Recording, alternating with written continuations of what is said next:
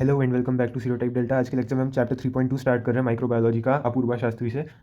इस लेक्चर में हम शेप ऑफ बैक्टीरिया के बारे में डिस्कस करेंगे।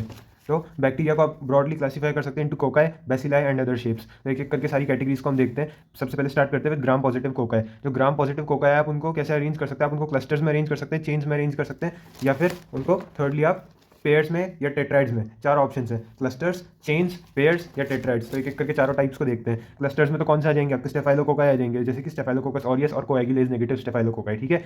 उसके अलावा जो चेन्स है आपकी, अब चेन्स या तो शॉर्ट चेन्स हो सकती हैं या फिर लॉन्ग चेन्स हो सकती हैं। अगर आपकी शॉर्ट चेन्स है तो उसमें कौन से आएंगे? Beta haemolytic streptococci. और अगर आपकी लॉन्ग चेन्स है तो उसमें कौन से आ जाएंगे? विरिडान स्ट्रेप्टोकोकाई। चेन्स किसकी होती है? स्ट्रेप्टोकोकाई की होती है, स्ट्रेप्टोकोकाई।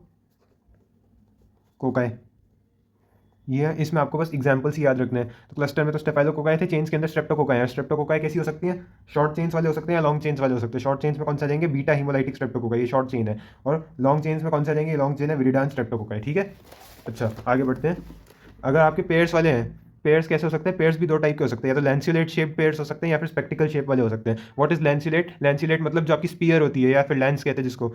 बेसिकली एक वेपन होता है स्पीयर या फिर लैंस कहते हैं जिसको, इस तरीके से दिखता है। तो उसका जो ये हेड है उसके शेप का, जैसे ये आपको स्पीयर के हेड के शेप का दिख रहा है, इसको हम बोलते हैं लैंसिलेट शेप या फिर स्पीयर हेड शेप। वो कौन सा होता है? वो आपका न्यूमोकोकस का है। लैंसिलेट शेप किसका है? न्यूमोकोकस का है। स्पेक्टिकल शेप किसका है? एंटेरोकोकस का है। ठीक है। अगर स्पेक्टिकल शेप है तो आपका कौन सा हो गया? एंटेरोकोकस हो गया। और आपका लैंसिलेट शेप है तो कौन सा हो गया? न्यूमोकोकस हो गया। उसके अलावा टेट्राइड, टेट्राइड यानी कि इस तरीके से चार का सेट, वो किसके लिए है? That is for micrococcus. ठीक है। This covers are Gram positive cocci. अब हम आ जाते हैं ग्राम नेगेटिव कोकाई पे। Gram negative cocci relatively simple है इसमें, क्योंकि सिर्फ दो ही एग्जांपल है। या तो लेंस के शेप के हो जाएंगे दोनों। ये कैसे अरेंज है? ये पेयर्स में अरेंज है। और पेयर्स किस टाइप के हो सकते हैं? दो टाइप के ही हैं बस, क्योंकि इसमें दो ही एग्जांपल याद किया हमने। कौन से? लेंस शेप या फिर किडनी शेप। लेंस शेप किसके लिए? लेंस वाला शेप किसके लिए? मेनिंजोकोकस के लिए, नाइसीरिया मेनिंजाइटिस यानी। और किडनी शेप किसके लिए? गोनोकोकस यानी नाइसीरिया गोनोरिया के लिए। अगर आपको याद रखने में दिक्कत है कि लेंस कौन सा है, किडनी कौन सा है, तो आप ऐसे याद रख सकते हैं कि गोनोरिया कहाँ होता है? पेल्विक रीजन के अंदर डिजीज होता है। और पेल्विक रीजन में कौन से ऑर्गन होते हैं? किडनी होती है। उसके अलावा आपका जो मेनिंजीज होती है वो किसमें होती है? आपकी हेड में होती है। और आपकी हेड के अंदर ही आपकी आई की लेंस प्रेजेंट होगी। ठीक है। तो लैंसिलेट शेप किधर हो जाएगा? सॉरी, लेंस शेप किस में होगा? मेनिंजोकोकस में, यानी जो मेनिंजीज में डिजीज करता है, यानी जो हेड वाले डिजीज करता है। और किडनी शेप किस में होगा? तो किडनी जिस रीजन में होती है, यानी पेल्विक रीजन का डिजीज करने वाला, यानी गोनोरिया करने वाला, नाइसीरिया गोनोरिया किडनी शेप हो जाएगा, नाइसीरिया मेनिंजाइटिस लेंस शेप हो जाएगा। ठीक है। ये हमारा ग्राम नेगेटिव कोकाई भी कवर हो गया। अब हम ग्राम पॉजिटिव बैसिलाई का शेप देखते हैं। तो ग्राम पॉजिटिव बैसिलाई के एग्जांपल्स आप कैसे याद रखेंगे? सीबीसी, कंप्लीट ब्लड काउंट नहीं है ये है चाइनीज लेटर यानी क्यूनिफॉर्म। क्यूनिफॉर्म का क्या मतलब है? Wedge shaped. ठीक है। चाइनीज लेटर या सी फॉर चाइनीज लेटर या फिर क्यूनिफॉर्म, वेज शेप कहते हैं। क्यूनिफॉर्म मतलब wedge shape, veg shape. Uniform means veg shape. और ये किसके लिए? ये आपका कॉरिनेबैक्टीरियम डिप्थीरियाई, कॉरिनेबैक्टीरियम डिप्थीरियाई। ये इस तरीके से वेज शेप, यानी कि इस तरीके से, दिस इज वेज शेप। ये आपकी बुक के अंदर भी दिखाया है, उसका डायग्राम भी देखते हैं।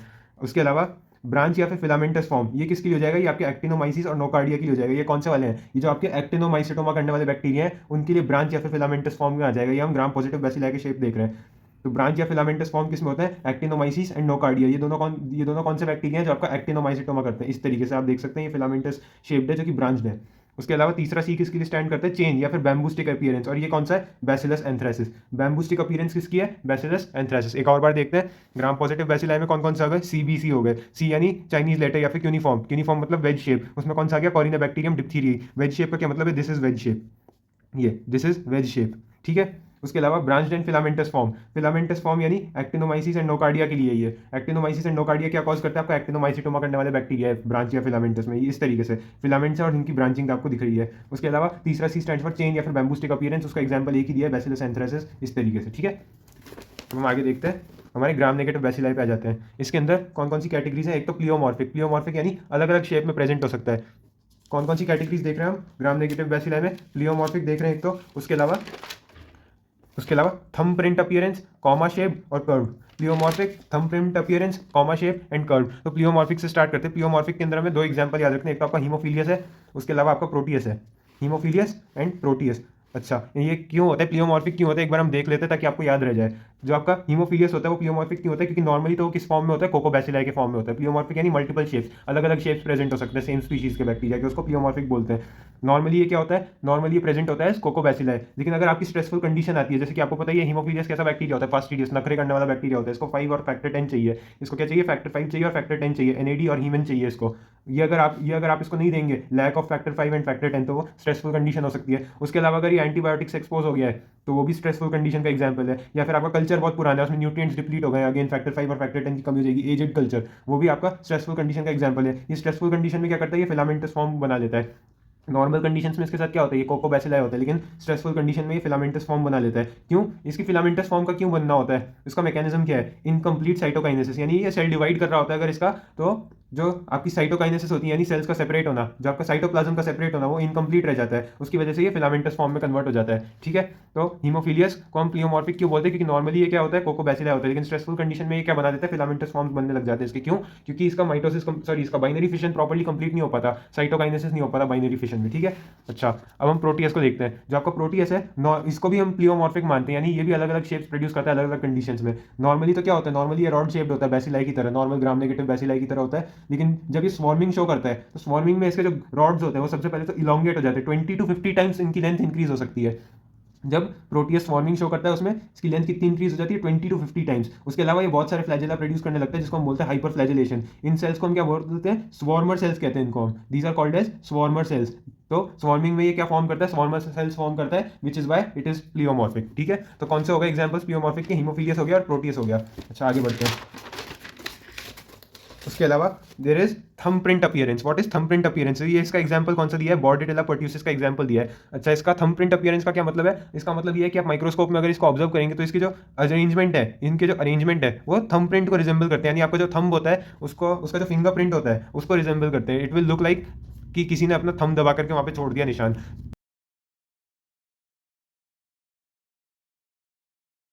इसकी कॉलोनीज का अरेंजमेंट। ठीक है, that is why thumbprint appearance किसके लिए, बॉर्डेटेला परट्यूसिस के लिए। कॉमा शेप सबको पता है विब्रियो कॉलेरे में होता है, और कर्व्ड होता है हेलिकोबैक्टर और कैंपाइलोबैक्टर के अंदर। कर्व शेप किस में दिखेगा आपको, हेलिकोबैक्टर में दिखेगा एंड कैंपाइलोबैक्टर में दिखेगा। What does curve shape mean, curve shape मतलब इस तरीके से दिखता है, सॉर्ट ऑफ इस तरीके से, दिस इज कर्व शेप। ठीक है,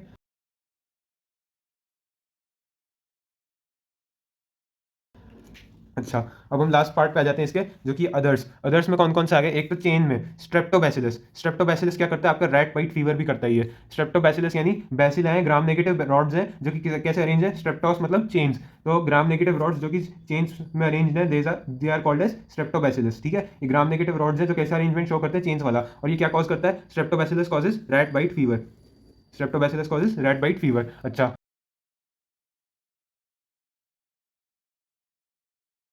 अब हमने और कौन कौन से शेप्स होते हैं, स्पाइरली कॉइल्ड या फिर फ्लेक्सिबल, ये कौन सा है, दिस लाइक इस तरीके से स्पाइरली कॉइल्ड। ये किस में दिखता है आपको, स्पाइरोकीट्स में दिखता है। अच्छा जो स्पाइरोकीट्स होते हैं उनके लिए क्या पता है हमको, इनको हमें पता है कि इनका अंदर एंडोफ्लैजेला होता है, यानी इनका जो फ्लैजेला होता है वो सेल के अंदर होता है, पेरीप्लाज्मिक स्पेस में होता है specifically.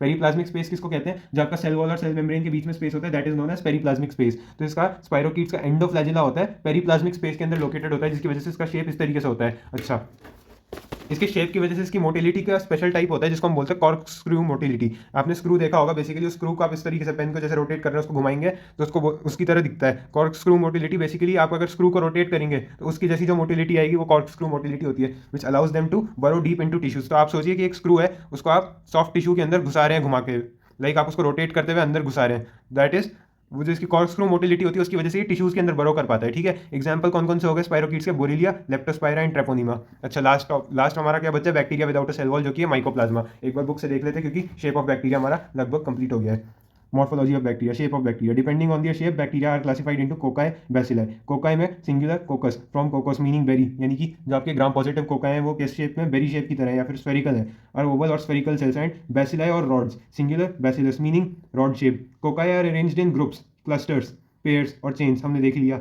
Similarly bacilli can be arranged in chain, pair and some bacilli are curved, जैसे कि कौन से कर्व्ड कौन से थे, हेलिकोबैक्टर और कैंपाइलोबैक्टर। ठीक है, कॉमा शेप विब्रियो की तरह, एंड क्यूनिफॉर्म शेप जो किसके लिए, कॉरिनोबैक्टीरियम डिप्थीरी के लिए।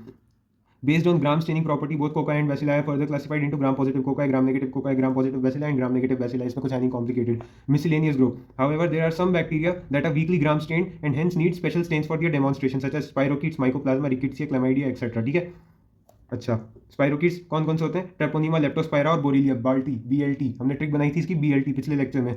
B for Borrelia, L for Leptospira and T for Treponema. Thin spirally coiled bacteria. Mycoplasma में सेल वॉल होता ही नहीं है तो उनका जो शेप होता है वो अलग अलग वो सेल मेम्ब्रेन पे डिपेंड करता है, which is why it is also known as joker of kingdom Monera.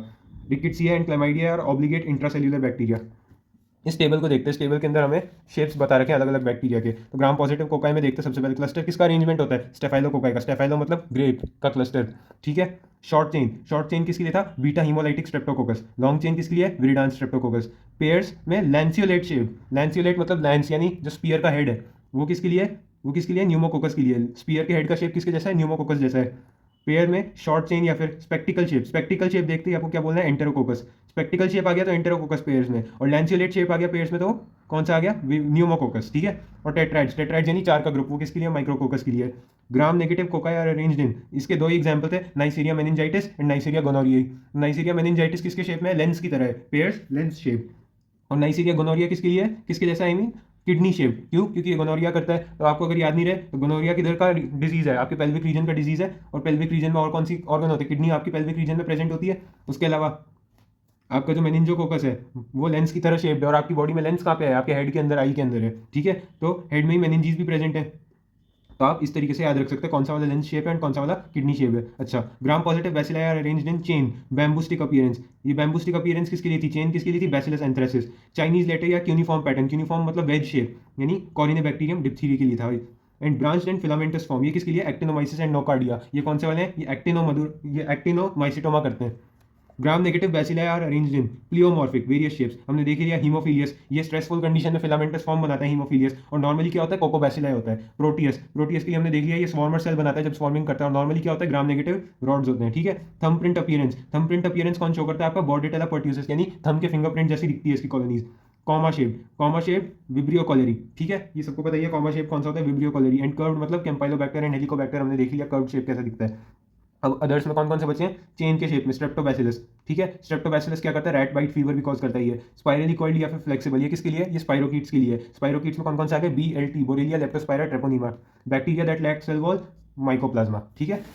अच्छा, अब हम एक बार इसका डायग्राम देख लेते हैं। एक डायग्राम दिखा रखा है बुक में एग्जांपल शेप्स का। क्लस्टर्स में कौन सा आ गया आपका, स्टेफाइलोकोकस। शॉर्ट चेन में कौन सा आ गया आपका, शॉर्ट चेन किसके लिए थी, बीटा हीमोलाइटिक स्ट्रेप्टोकोकाई के लिए। लॉन्ग चेन किसके लिए थी, विरिडान स्ट्रेप्टोकोकाई के लिए। ये पेयर्स में आपको ये जो दिखाई, ये कौन सा है, this is lanceolate shaped, this one is lanceolate shaped. These were, ये वाले कौन से हैं, ये लैंसियोलेट शेप्ड। और ये कौन से हैं, स्पेक्टिकल शेप। स्पेक्टिकल शेप किसके लिए, एंटेरोकोकस के लिए। और लैंसियोलेट शेप किसके लिए आपका, लैंसियोलेट शेप किसके लिए था, लैंसियोलेट शेप था यहाँ पे दिया है न्यूमोकोकस के लिए, ठीक है। Lanceolate shape is for pneumococcus, spectacle shape is for Enterococcus. अच्छा, ये आपके ग्राम नेगेटिव कोकाई का शेप दिखा दिया। ये कौन सा है, ये आपका लेंस शेप है। ऊपर वाला कौन सा है, डी की तरह जो दिख रहा है, that is your lens shape. और ये किसके लिए, नाइसीरिया मेनिंजाइटिस के लिए। और ये जो किडनी शेप है ये किसके लिए, नाइसीरिया गोनोरिया के लिए। ये आप देख सकते हैं बैम्बू स्टिक अपीयरेंस या फिर चेन वाली अपीयरेंस ग्राम पॉजिटिव बैसिलाई में, ये किसके लिए, बैसिलस एंथ्रेसिस के लिए। ये आप देख सकते हैं, दिस इज वेज शेप। ये जो शेप दिखा रखा है यहाँ पे, this is known as wedge shape या फिर यूनिफॉर्म शेप। और यही चाइनीज लेटर पैटर्न भी शो करता है। और ये किसके लिए, कॉरिनेबैक्टीरियम डिप्थीरी का एग्जांपल है ये वाला। अच्छा, ये कौन से ग्राम नेगेटिव रॉड्स हैं, ये बैसिलाई आ गए ग्राम नेगेटिव रॉड्स। ये आपका कॉमा शेप दिखा दिया। कॉमा शेप किसके अंदर प्रेजेंट है, विब्रियो कॉलेरी में। ये आपका स्पाइरली कॉइल्ड किसके लिए था, ये स्पाइरोकीट्स के लिए। So that is all for shape of bacteria. Thank you for watching.